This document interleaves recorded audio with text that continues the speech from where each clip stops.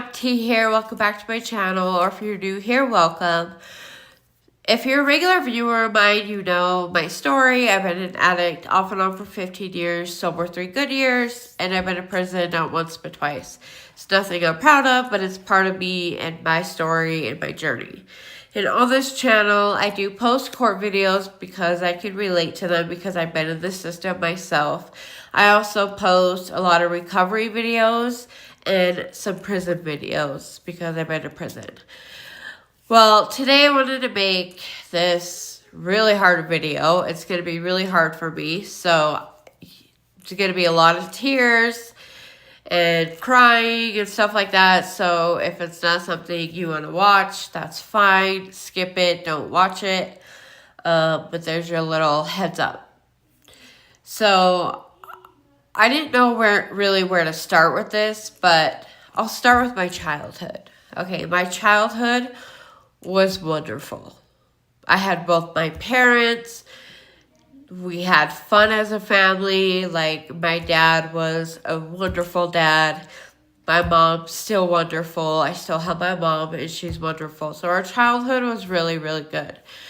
We're going to jump to 2004.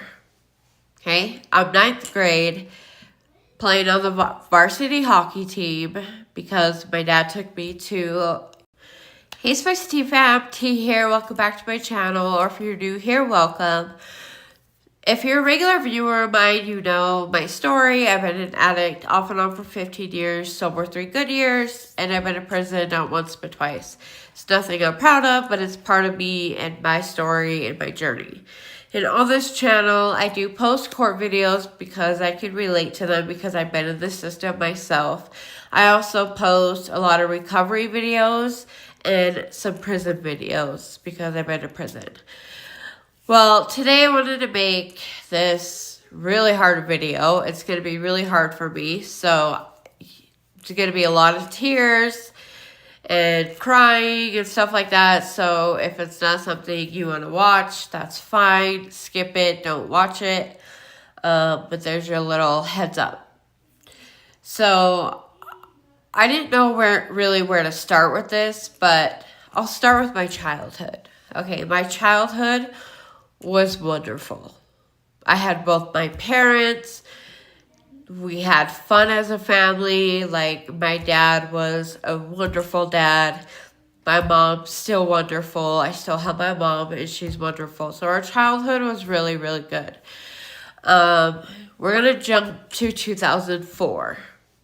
Okay, I'm 9th grade, playing on the varsity hockey team because my dad took me to a hockey game out here, and I was like, oh my gosh, I want to try it. And my dad always wanted a boy, so I was the firstborn, and so of course we were like this, and I was like the tomboy in the family. But yeah, so I got started on hockey. And my dad was just at every game, every practice, anything any of his girls wanted to do, he was there. My dad was a mechanic. He was really good at what he did, made really good money, and he honestly gave us girls everything we wanted. As much as he could, you know, he did what he could to give us everything we wanted. So, wonderful dad, wonderful parents, great childhood. Now to 2004. I'm 9th grade, and my dad used to fly remote controlled airplanes. And we would go to like an open field, and it'd be kind of swampy in some areas, and would crash into the mud, and so the motor got all muddy. Well, he read in a magazine saying you could boil the motor in antifreeze and it will clean it all up and everything. So he pours some antifreeze in a pan, he takes apart the motor, and he puts it in the pan to boil. Then he goes out to mow the lawn. So he mows the lawn, and this is in here boiling for a long time. Like, what, a half hour to an hour? So he comes back in, and he takes his shirt off because he's all hot and sweaty. And I remember I was doing a project, so I was downstairs on the computer. But when he came in, I heard him come in for a mow on the lawn. And I went upstairs, and I'm by the stove standing next to my dad. And I was just like, oh, wow, like looking at it, And he's like, back away. I don't want anyone get hurt. Walk away. And so I was like, okay. So I went back downstairs to do my project. And then I heard all this commotion. My dad's screaming, my mom's screaming, I just was like, what is going on? So I run upstairs, and again, my dad didn't have his shirt on, okay? And I guess he took a fork and touched the motor to kind of just either flip it or try to get it out, whatever. And he thought he had removed everything, and he missed one thing. And built up all that pressure. And so when he touched it, it exploded. So antifreeze boiling on the stove for like an hour. You can imagine how hot that is. So it exploded on him, and only him, because he was right there. Remember, he pushed me to the side and I went back downstairs. So his entire face and chest was burned so bad. So we had to call the ambulance. The ambulance came, and then they lifelined him to the U of U in Utah to the burn unit. And let me tell you, that was rough. It was really rough going and seeing my dad in so much pain. He was in a lot of pain. And that was really tough for me. And I feel bad because I pulled away because I couldn't stand seeing my dad in pain and hurting. It was hard. So I kind of backed away, and I wish I wouldn't have, but you can't go back. So he was there for 2 months. And being on, heavy pain meds. And growing up, we didn't know anything about drugs. We didn't have that in our family. Maybe our cousins or whatever that we didn't really understand as kids. So we didn't know anything like that. So when my dad was on these heavy pain meds, he unfortunately got addicted. And, sometimes I wish that maybe I was standing there and it would have hit me instead of him. Or I wish, that things were different. I wish that maybe he could have taken everything apart. But anyways, that's just me trying to, fix what's already happened, and you can't. You have to just accept it. So he got hooked on pain meds. And as a daddy's girl, I was his favorite. We were like this. I had no idea. I had no idea that he got hooked on them, and he had to use them every day. And he had back problems too from being a mechanic and working on cars all the time. So not only was he getting for the burn unit, but after that, he started, his back was going out, giving him problems. And so he would get that from the doctor, and then also he would get them from the street, the pain meds. So I had no idea. He hid it for the longest time. So I'm going to jump to 2007. He was still an addict from there, from 2004 still to 2007, and none of us knew. My mom didn't know, my 2 sisters didn't know, I didn't know, nobody knew. So, I graduated in 2007, and my senior year, I ended up moving in with my high school sweetheart and his family. And So I didn't know I was pregnant when I graduated, but I found out, like a month or so later. So we had a baby March of 2008 when I had my first child. So being a new mom and everything like that. And my birth story was traumatic. Like, it was awful. Awful, awful. And I went through a lot. And that was my very first baby. And it was traumatic. Like, I still have nightmares over it. That's how traumatic it was. So, I had a baby. And that's when, things kind of went south with my high school sweetheart. I don't know if it was because it was the new baby or he worked all day and I was home with the baby all day. And then I'm like, okay, it's your turn. And it was really hard. He didn't come home. So I was always trying to call him, text him. He would shut his phone off, things like that. So it was very hard being a first time mom and then having him being so excited and being there for me throughout the whole pregnancy. And then once the baby came, he was just kind of out of the picture. And so that was hard for me. I did have a C-section, which wasn't planned or anything. It was kind of an emergency C-section. So luckily my mom was able to get there on time. Otherwise I would have went through it alone. It was just very traumatic, but that's a story for another time. I had a C-section, and when my baby's dad wasn't coming home and he was staying out, even after work, he should come home, the baby would cry a lot. And like I said, I'm a first-time mom. I don't know what I'm doing. And I would get very frustrated. And so, I had these pain meds, so I would take probably 2 or 3 just to go to sleep.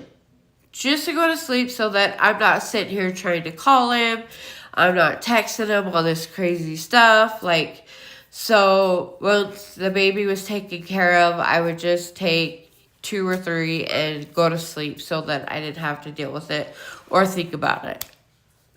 But it wasn't something that I did all the time or long term, okay? But the feeling of it and it numbing my stressors of the baby daddy, it numbed it out for me. So it was nice, but I didn't get hooked on that time. So after I had the baby, I had to get my wisdom teeth out. And I'm still living with my high school sweetheart and his family. So I go, his mom takes me to go get my wisdom teeth out. And I get them out and I go back to their house and she takes care of me. He does too. My high school sweetheart does too. And yeah, that was fine. Well, they missed a part. There was a tooth in my gum that I could feel. So I had to go back once I healed. And they had to literally cut my gums open to get this chunk of tooth out, piece of tooth or whatever out. And so they prescribed me more pain meds. Like I said, at this point, I wasn't addicted. That was only when I had my C-section that I would take a couple to go to sleep. So I wasn't addicted to it at this time at all. But I remember feeling them at Smith's that was right down the street from where my house that I grew up in.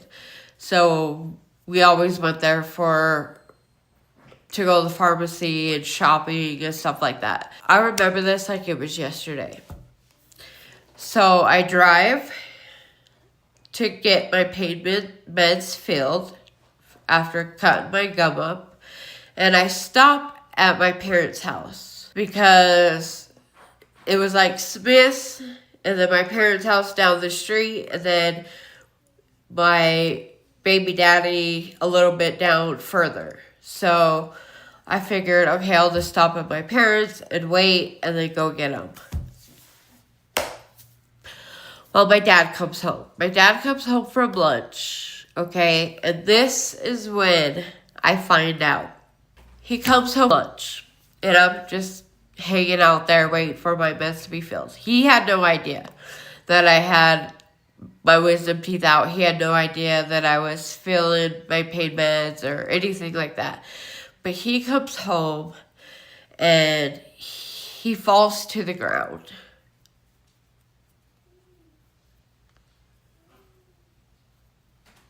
And he's like, T.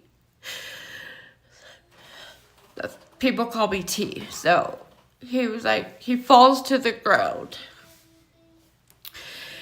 And he's just like, kind of in like, you know, the cradle, whatever, curled up in a ball. And he's crying. And he's like, T, please help me. T, I need help. And I'm like, I had no idea he had an issue. I had no idea he was addicted at all. This is the day I found out. And I was like, I had my baby in March, and then I think like 2 months later, May, I had my wisdom teeth out. So, May of 2008. And he's crying. And I'm like, what do you need help with? What's wrong? And he's like, I'm sick. I'm so sick. Please help me, T. Please help me. And he's begging me. Literally like on his knees and begging me for help. And I had no idea what kind of help. What do you want me to do? Hug you? Hold you? Like, he says he's sick. Okay. You're sick? Why? I could go buy you Dayquil. Or that's like literally that's what I thought in my mind. I'm 18 years old. I don't know. I had no idea. And he's like, no, I need pills. And I'm like, okay, so like Dayquil pills or like what do you mean? Like pills, what do you mean? And that's what he tells me. I'm sick, I'm withdrawing, and I need pain meds.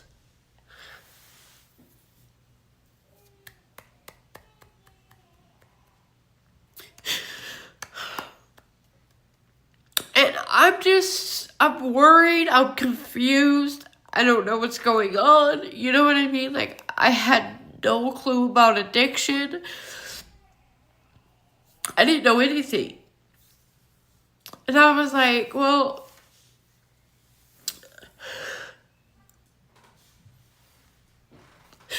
I got my wisdom teeth out, and they had to cut me open again, and I'm waiting for, sorry guys.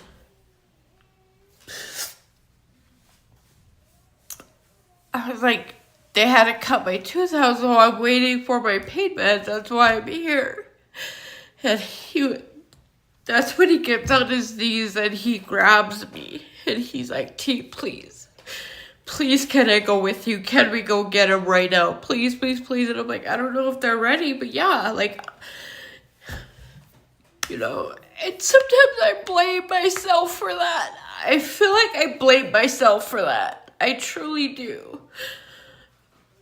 But my dad was amazing. He was always there for us. He gave us everything he wanted, you know?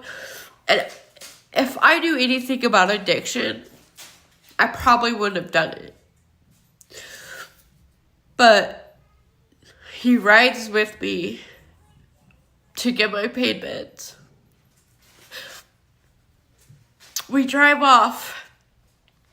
He grabs the bag for me, and I'm like, here, take one. And he's like, no, I can't.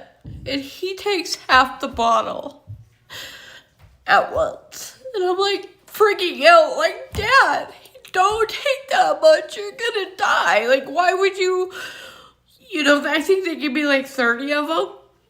So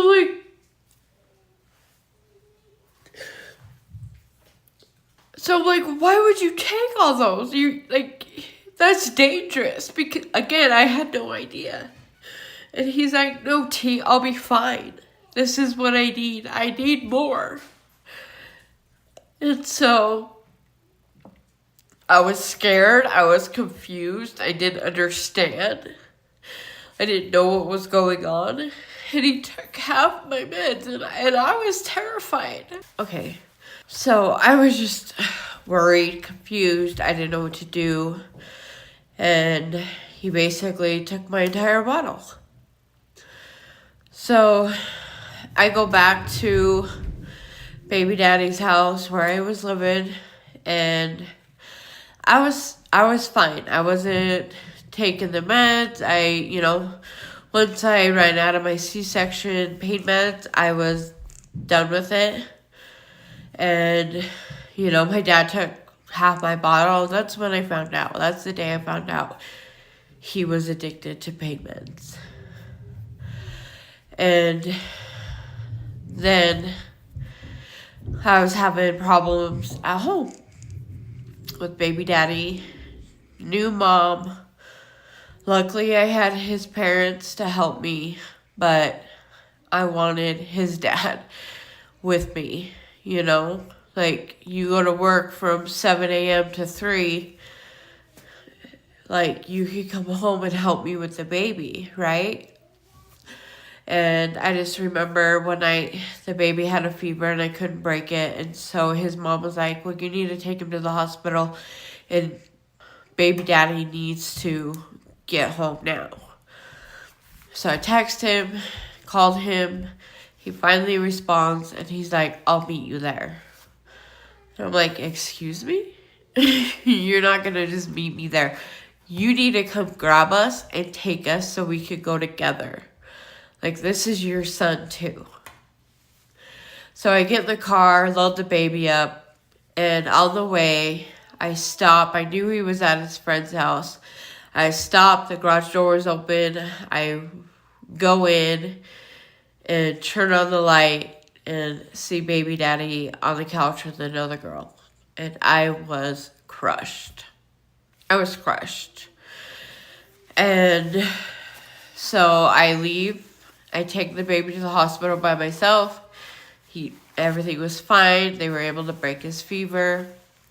I go home. He meets me there, and we don't talk for a couple days. Like, I literally was so upset and hurt of the fact that, like, we have this brand new baby and I'm at home, like, yeah, with your parents, but,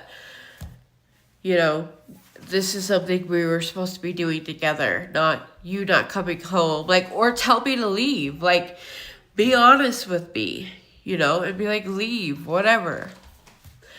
And so, remember how I said that, my C-section pain meds kind of helped me through. Well, I would go to my dad, and I'm, like, crying, and I'm upset, and I'm, like, I don't know what to do, and he's, like, just move back home, you still have a room here, you could bring the baby, of course, like, just come back home, and it was hard. He was my high school sweetheart. I truly loved him, and I remember my dad just handed me pills. Here, take a couple of these. Take them when you get home. You'll be able to sleep. And you'll be okay. And so that's kind of how my addiction started. I'm not blaming my dad at all.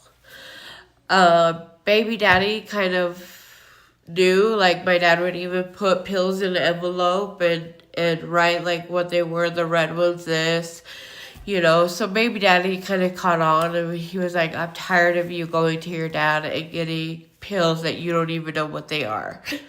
And, like, I understood that, but I was also, like, having trouble in paradise, just having a new baby. Like, he didn't love me anymore. He's cheating on me, or he says he wants to work things out, but then he starts, leaving again and not coming home. And so I would Dad, can I have another one? I can't handle this. I can't handle him leaving. I can't handle, the baby crying all the time, and I'm not good enough. I'm a new mom, and I'm trying my best, but when you're a new mom and your baby's just crying and crying and crying, you feel like you're not good enough, or you feel like you're failing, or you feel like you're just, all of those emotions. And I couldn't expect baby daddy's parents to step in and take care of him. Yeah, they did help me a lot. They truly did. But, as a mother, I should be able to, stop my son from crying. So, yeah, I would go to my dad for pills. When after I had my C-section and he wasn't coming home, those pills numbed me out. They numbed everything out.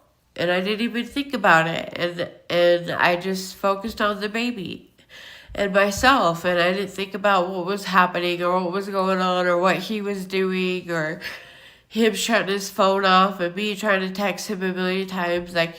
It numbed me out. So I knew that feeling. And I knew that my dad had those pills that would just numb that part out. So I didn't have to worry about baby daddy and being crazy. That's one thing with girls. I don't like to be crazy. I don't like having to be crazy. If you're not coming home and you're shutting your phone off and you're lying and I'm trying to text you and I'm worried, I don't like that feeling. I truly don't. And so those pills help me. They helped me through that. And then I eventually moved in with my dad and my son. And that's when the addiction really started. Me and my dad were just using, and then I was meeting more people. And so, yeah, I was the one getting the pills. He also had friends he knew that would give him pills and help him out. And so it was kind of both of us hooking each other up and sharing and doing all that. Yeah, that's just when it all started. And we tried to hide it from our family, my mom and my sisters, but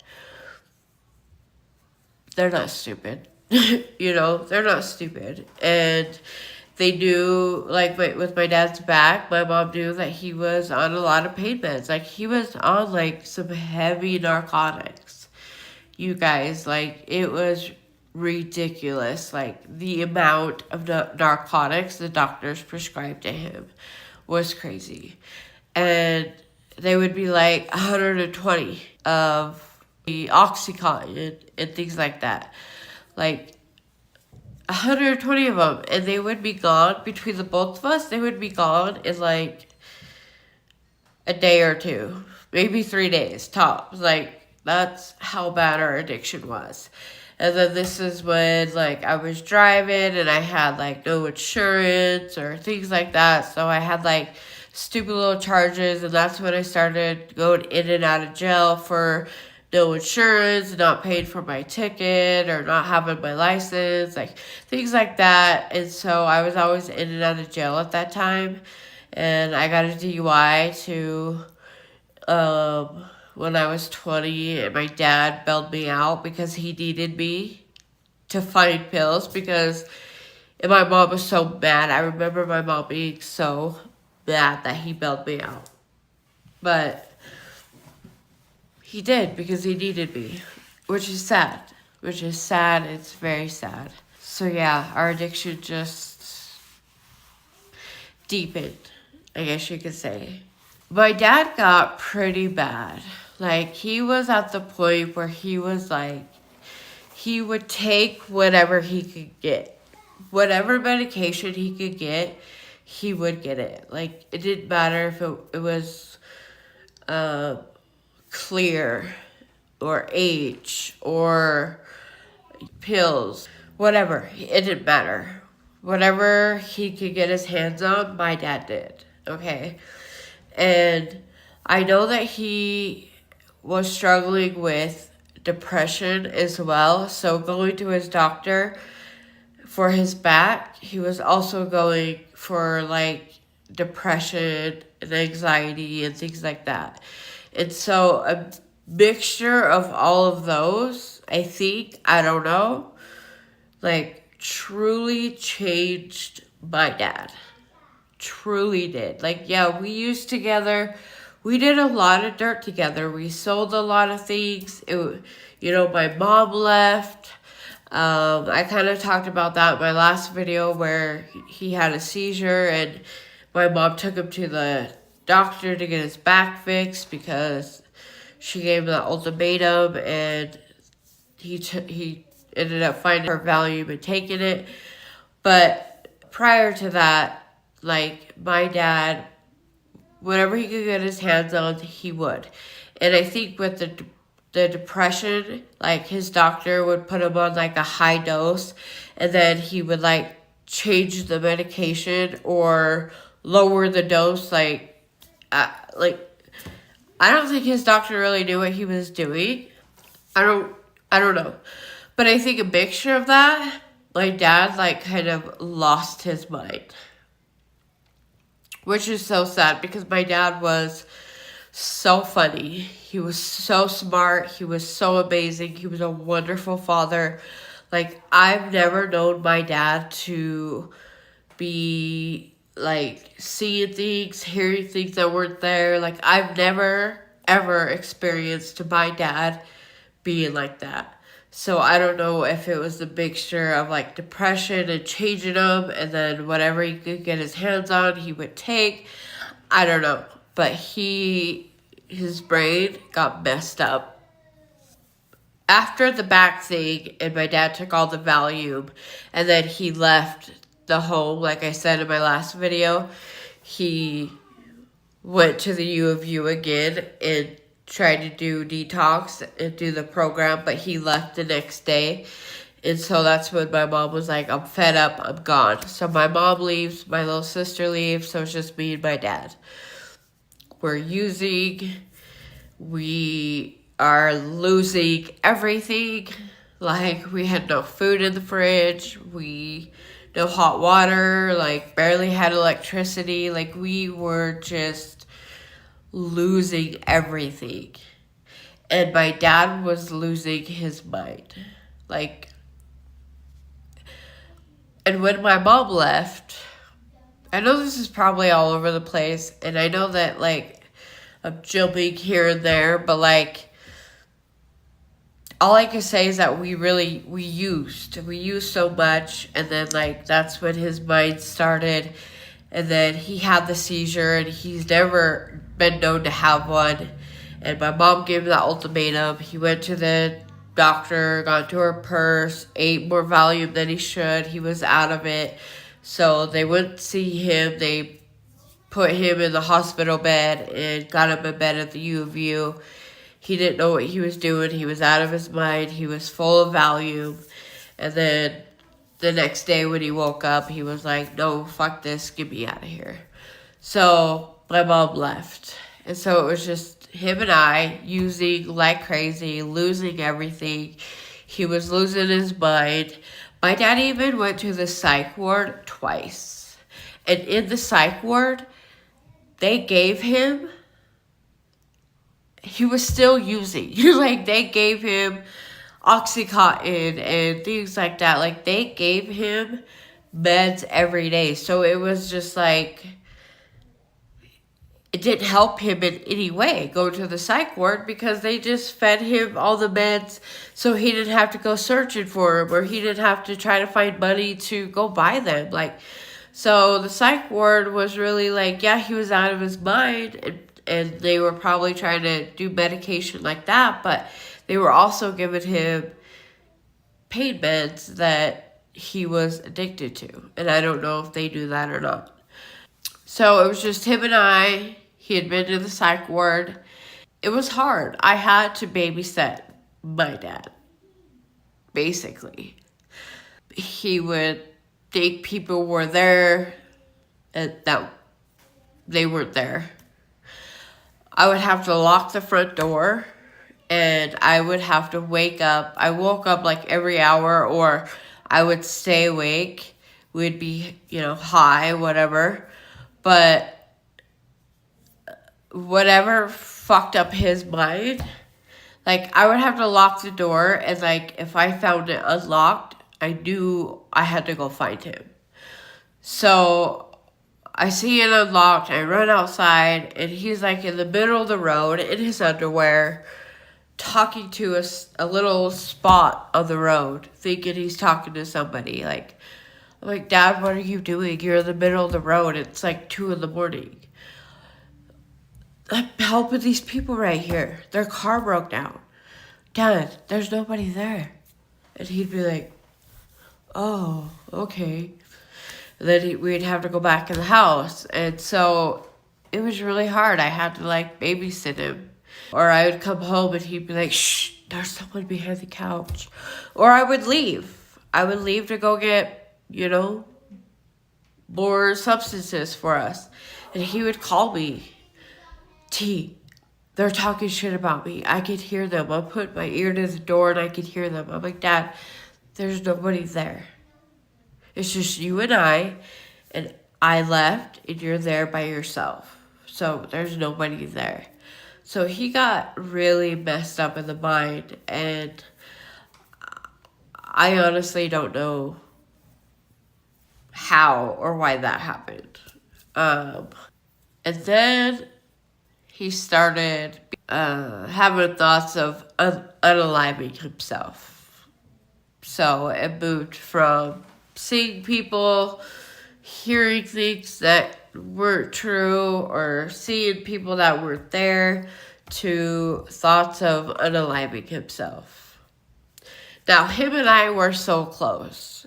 So he would tell me what he would do, how he would do it. And he was a mechanic. So one day, we slept on the couch. My dad always had his spot on the couch, and he would sleep there, and I would always sleep on the other side of the couch, because we would watch Forensic Files like every night. So that was our thing. But we'd always sleep on the couch. Well, I had my little boy, and I thought, I'm going to sleep in the bed with him. He had a crib in there and everything, but I was like, I want to sleep in there. So I did. I come out to get breakfast, and I see my dad's, like the arm of a couch. I see my dad's phone sticking out of the arm of the couch. And knowing my dad, he would never leave his phone. Never leave his phone. My mom would go through it, he would just never leave his phone. So when I saw that phone sticking out, and knowing him having thoughts of unaliving himself and telling me how he would do it, never when, but how. It was never when, but it was always how. So I saw his phone sticking out, and immediately I knew. I was like, okay, where is he? So I went in his room. I went downstairs. I couldn't find him anywhere. And the truck that my dad was working on was in the driveway, and it wasn't there anymore. So I go in there. I knew exactly where he was, because he had told me one thing he would do. One way he would unalive himself. So I knew exactly. So I get on the phone. I call his work, and I'm like, is Rob there? No, he didn't show up. We're wondering where he's at. And as I'm on the phone with his work, I had opened the garage and I ran outside. And I opened up the door. The truck was running, and he had a pipe probably like this big, like a little tube, from the exhaust wrapped around to the passenger side window. He rolled it down just enough for the little tube to fit, and then he rolled it up so it would stay.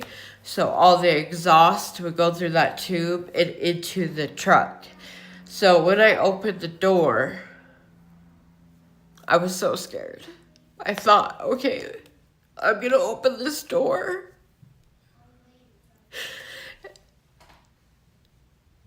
He's not gonna move. But I was in panic mode. I didn't stop to cry. I didn't stop to think about that. But just telling the story now, like, that was my thought. I thought, okay, this is the day I lost my dad. But I open up the door. And he sits up. Thank God. Like, really, thank God. He sits up. I'm on the phone with his work, but he thinks it's the cops. And he's in there with his favorite blanket. And he's just crying. He's crying.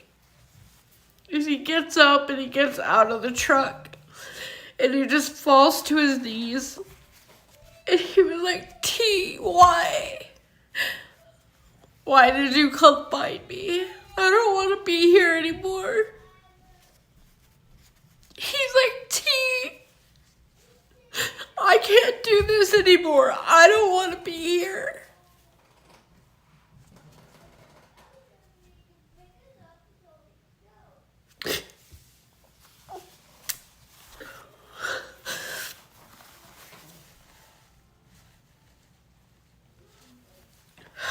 Sorry, guys.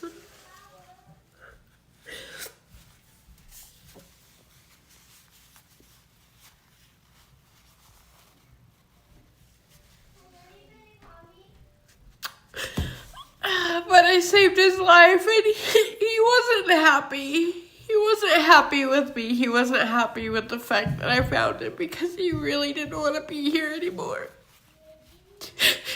And that's so heartbreaking as a kid that's like 18, 19 years old. Finding their father like that.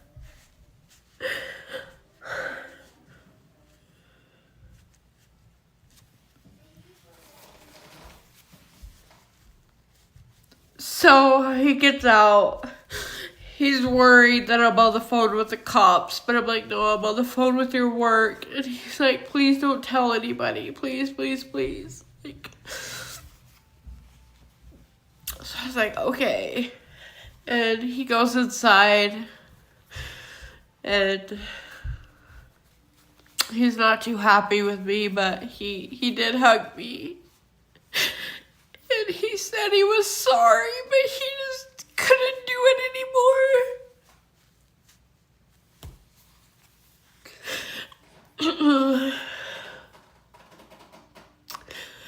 And my older sister was the one who, she had a baby first, and it was a little girl, and my dad was just in love with that little girl, and he was just like, you know, thank you for saving me. I can't do this to Rika. I can't. And I'm like, yeah, you can't do that to any of us. Like, we would all be devastated, Dad, please. And so we continued using, and then there was another time too where I get home. I had to go buy some lighters because we didn't have lighters at work, and I come home and I'm looking for him again, all over for him, and he's back in the garage with soap to his head.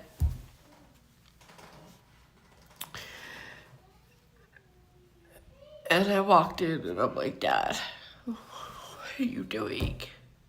What are you doing? So I had to take that away from him. And again, he wasn't too happy that I intervened, but, you know, you're not going to go on my watch. You're just not. So we continued to use. My mom left, my sister left. It's just me and my dad. And I get a job as a cocktail waitress. And my mom had a family plan, and she was like the account holder. And so my dad was on it, I was on it, my sisters were on it. And my mom shut mine and my dad's phones off and took us off the plan. And my dad wasn't working. I wasn't working. I was stealing. I was, just trying to, like, afford our habit together. So I was stealing, in and out of jail a lot. And I got a job as a cocktail waitress. And I was making okay money. And so I was like, you know what? I'm gonna get us a phone. I'll get us a phone.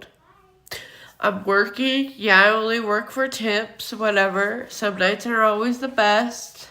I think it was at Northern Exposure that I don't think is in Utah anymore, but this was like back in the day. And I wasn't a dancer. I was just a cocktail waitress, but I was working because, again, we had no electricity. He was about to lose his truck.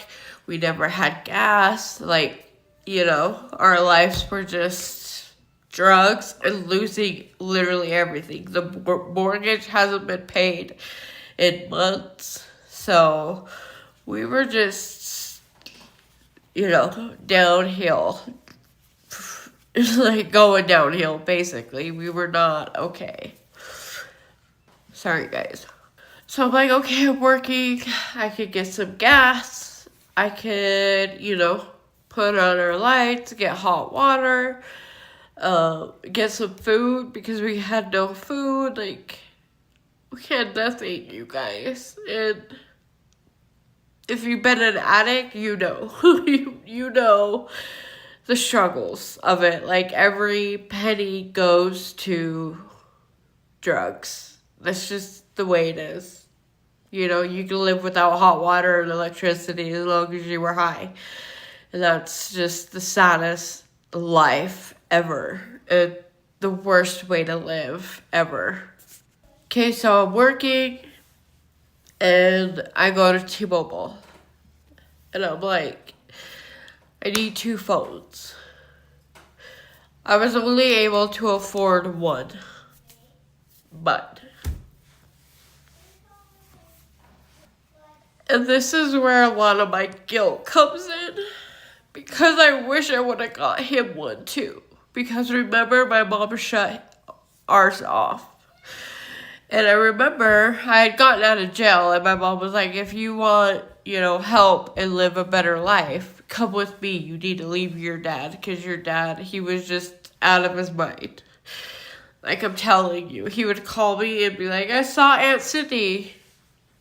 No, you didn't. Aunt Cindy lives in Florida. Like, he lost his mind. Like, he had no idea what he was doing. And that's the saddest thing ever. I could not imagine, living and not knowing what I'm doing or thinking someone's here or seeing things that aren't there. Like, I couldn't even imagine. I couldn't.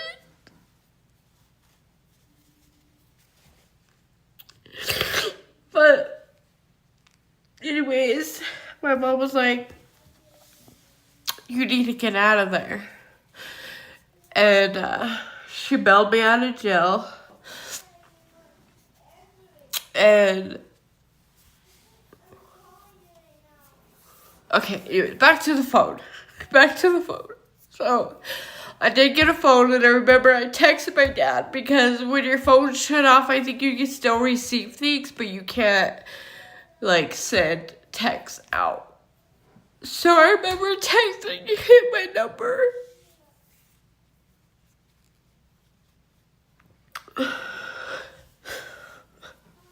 Anyways, sorry, I'm trying to hold myself together, but this is so hard for me. This is something I've struggled with for a long time, you guys.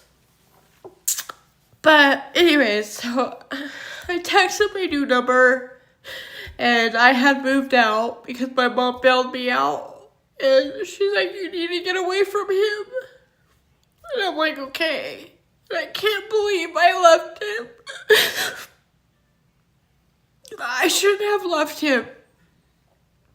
But anyways, I stayed there because I had nowhere to go. I couldn't go with my mom. My mom wouldn't let me go there, but I had to stay the night with my dad. And so I have my phone. So I have my phone.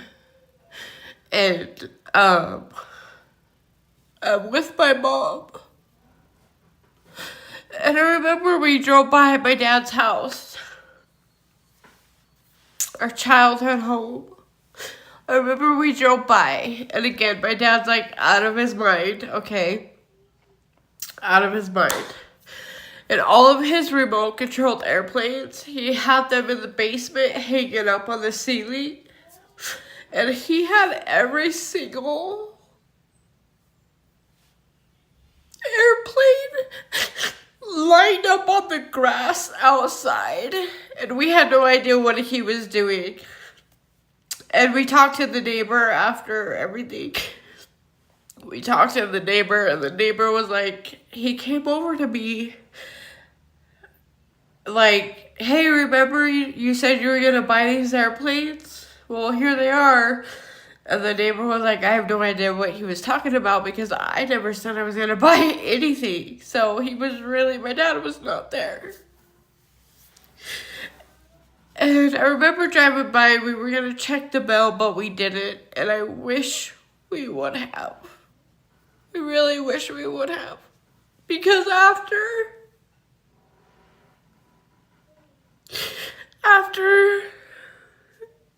he laid out all those airplanes,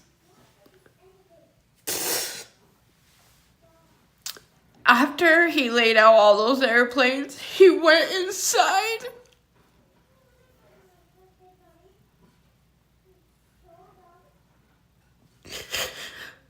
Took a shoelace out of one of our hockey skates. And he moved all the shoes out of the closet. He put his favorite blanket in there. He put a pillow in there. And a pair of scissors in there. And knowing my dad, again, he was out of his mind. Probably didn't know what was going on. Like, I think he knew what was going on, but he knew what he was doing, but he was still just out of his mind, right? And he didn't want to be here. But knowing my dad, I think he was just like in the closet crying,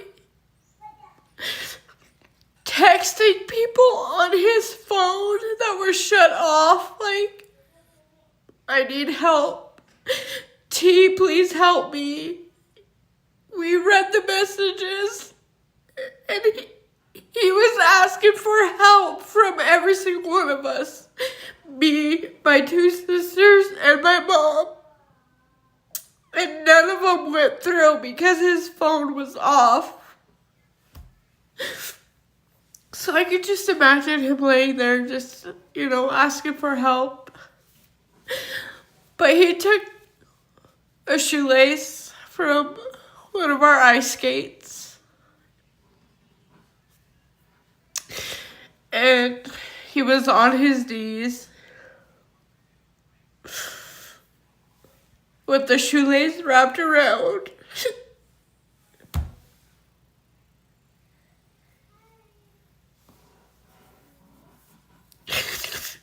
And unalived himself like that. He I don't know what I can say on this app, but so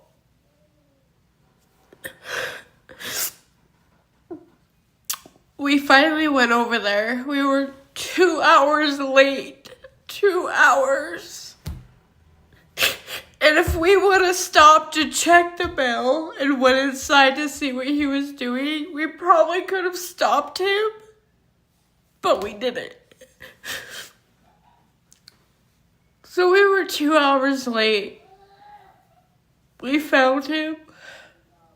And he had the scissors there. And I'm sure he was scared because, yeah, even though my dad didn't want to be here anymore, he was still scared to die. He was terrified. He was terrified of dying. So, it's just weird that, you know, but he was so out of his mind that he probably, I don't know. I don't know. I can't speak for him. But we cut him down and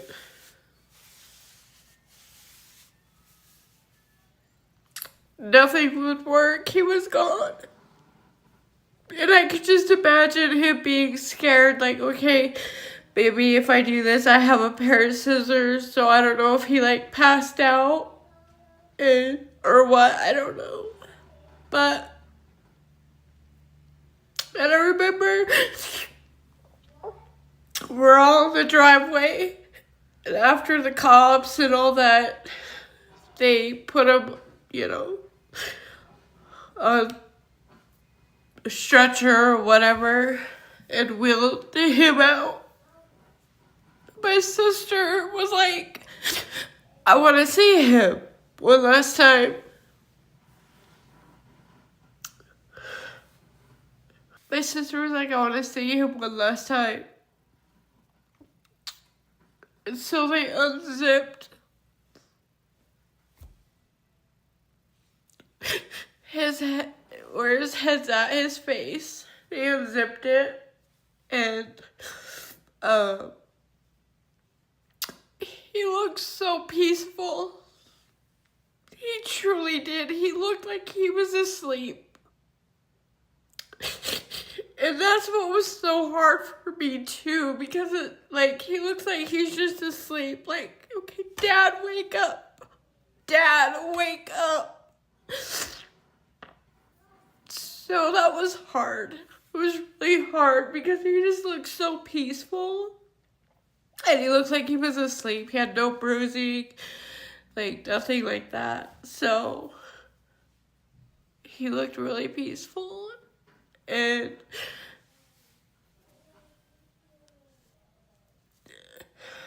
yeah, I was already in addiction, but that's where my addiction just got worse, because I lost my best friend. I lost my dad. So that's where my addiction really happened. Like, I just went downhill. I had nowhere to stay, so I had to stay at the house that he unalived himself at.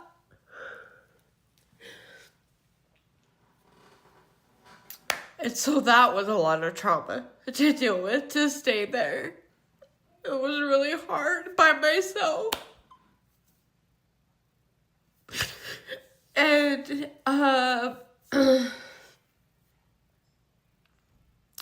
so when my dad died, my son was 1. And I told his dad, I was like, you have to take him because I can't take care of him.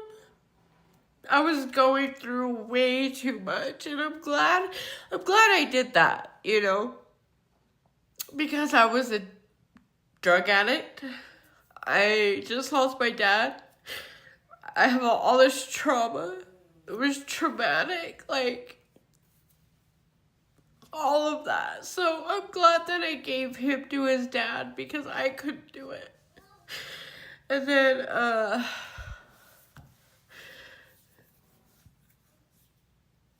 even dressing him, even having to go dress my dad, you know, put him in clothes. We put him in his favorite shirt that he loved. And that was hard because you're just looking at him and he looks so peaceful and he looks so good and he looks like he's asleep. Like, that's all I can really say. And my dad was such a jokester. He would joke and tease you so much. Like, he was, like, just so funny and the best dad. So, like, even me and my sisters are like, we're just waiting for him to be like, ha, I got you guys. Like, wake up, And he never did. So, yeah. His funeral happened. We buried him in his favorite shirt. And like I said, he looked beautiful. A lot of funerals I've been to, people don't look like, they did when they were alive. But my dad looked really good. Like if it was meant to be. I don't know,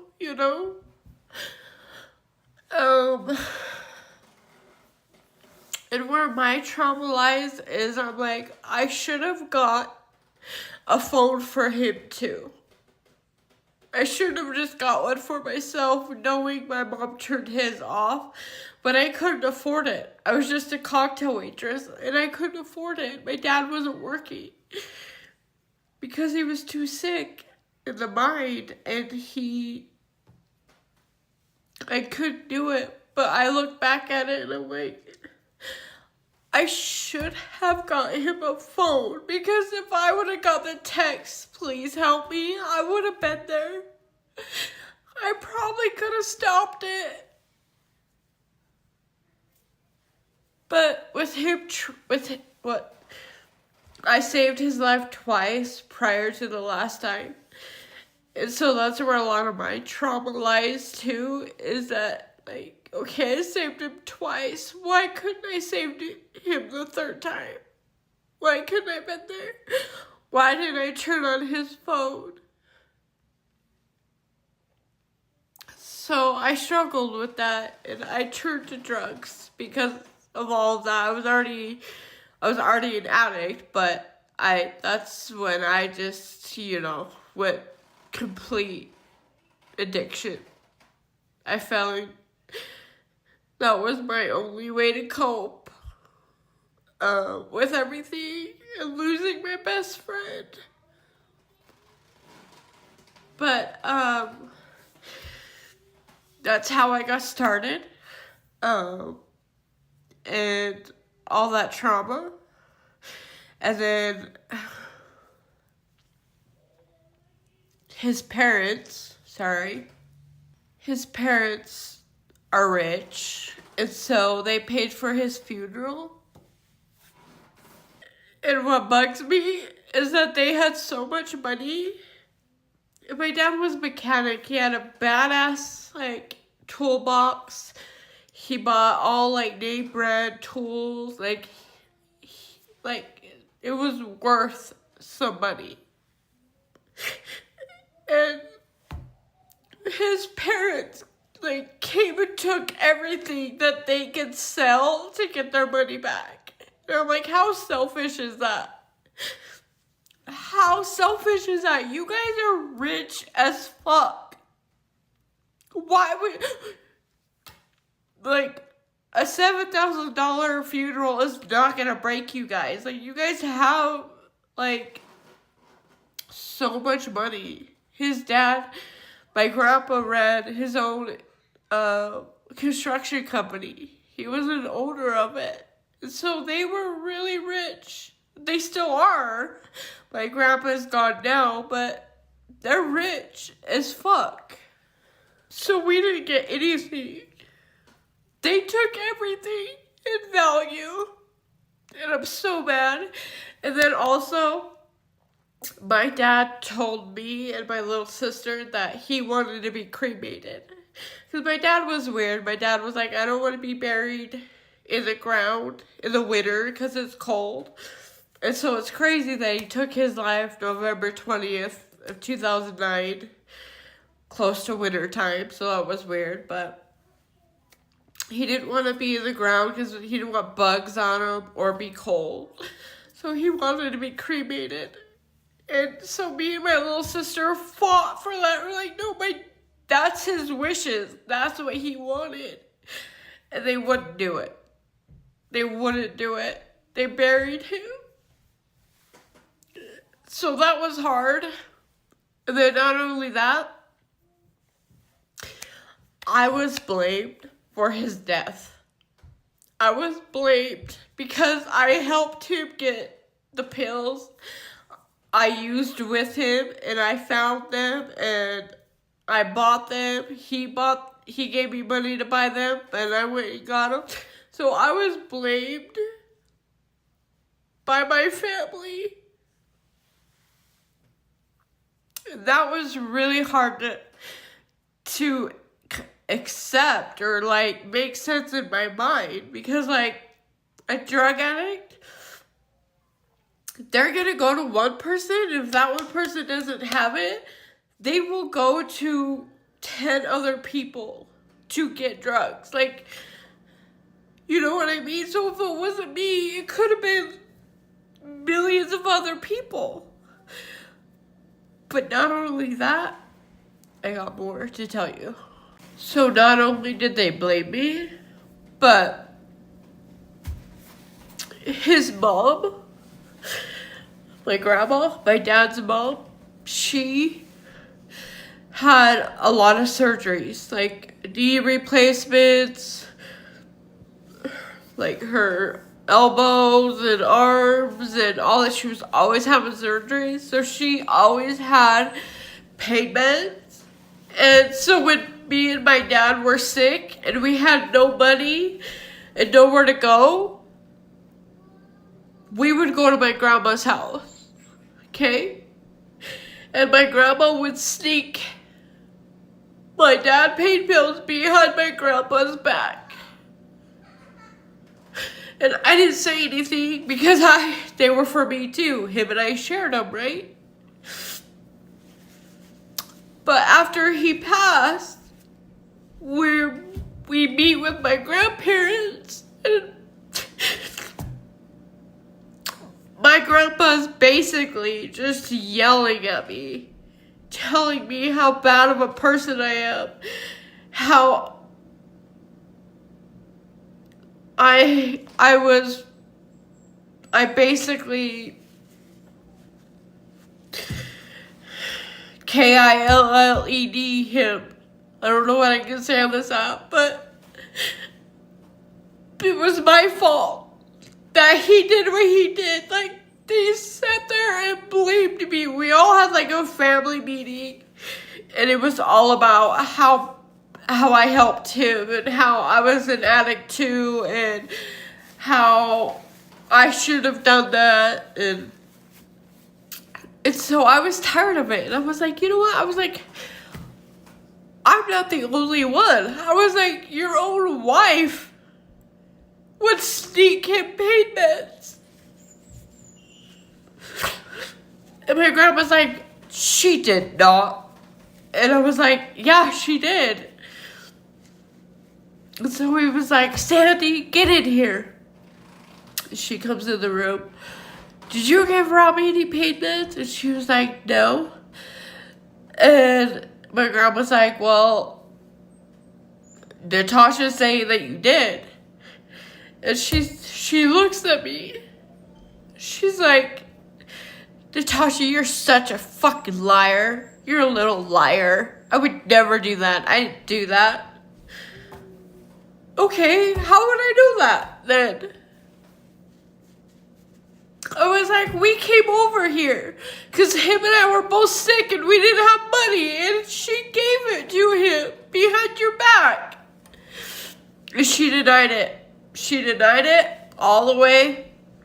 She still denies it. But you know what? They didn't talk to me. After that day, I was not a part of the family anymore. Like any other kids that I had,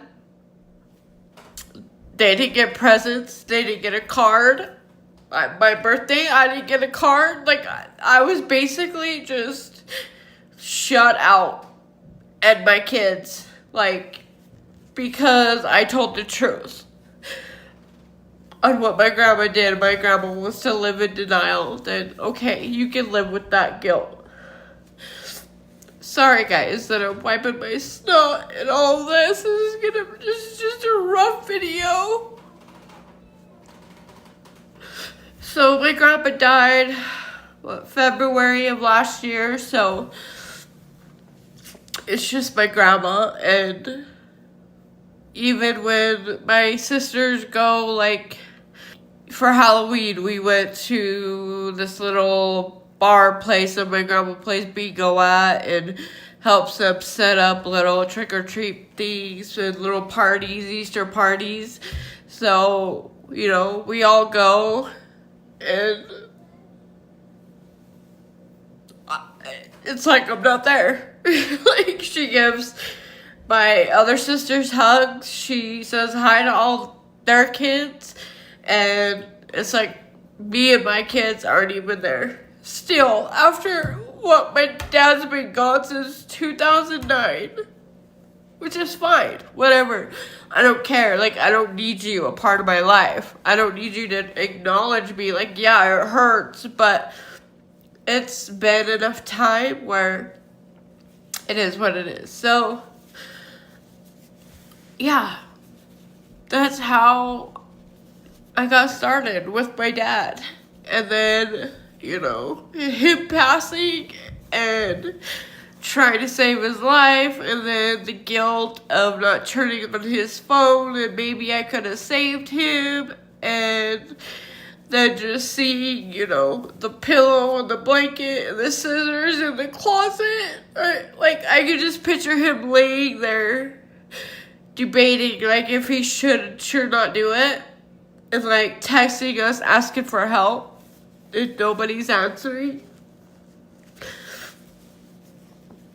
Like, I could only imagine. And so, yeah, I had to work through a lot of that. I had to work through so much trauma. And